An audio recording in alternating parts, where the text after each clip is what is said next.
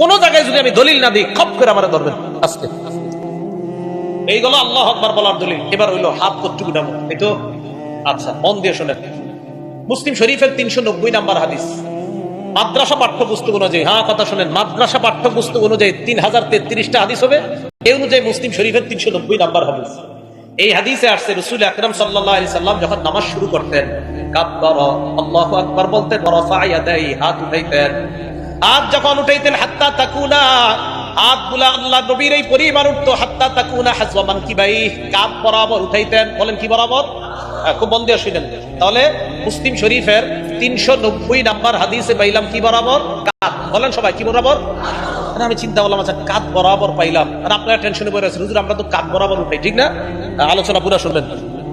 কাঁধ বরাবর পাইলাম, পাওয়ার পর এবার আমি আরিফ বিন হাবিব চিন্তা করে গেলাম তো কাঁধ বরাবর পাইলাম, দেখি আর কিছু আছে। এবার মুসলিম শরীফের 391 নাম্বার হাদিস, মানে পরের হাদিসটা। এই হাদিসের বর্ণনাকারী মালিক ইবনুল হুয়াইরিস।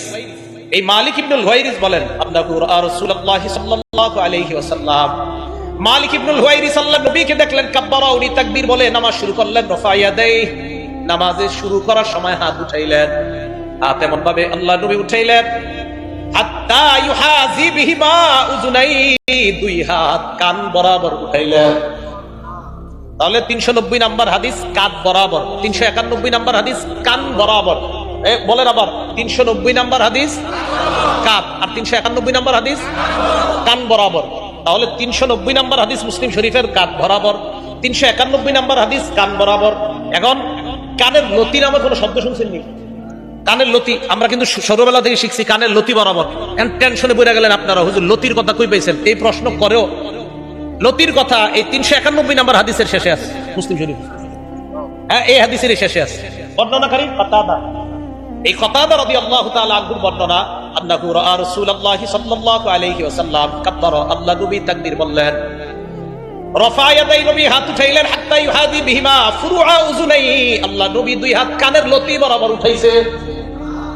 মুসলিম শরীফের 390 নাম্বার হাদিস কাঁধ বরাবর। বলেন কাঁধ কি বরাবর? কাঁধ। 391 নাম্বার হাদিসে দুইটা আমল, একটা হলো কান বরাবর আর একটা কানের লতি বরাবর।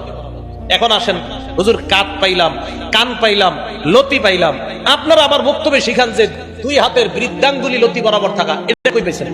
তহাবি শরীফ 1 নম্বর খন্ড 144 নাম্বার পৃষ্ঠা। এই পৃষ্ঠা আছে রাসূল আকরাম সাল্লাল্লাহু আলাইহি সাল্লাম যখন তাকবীর বলে নামাজ শুরু করতেন হাত উঠাইতেন।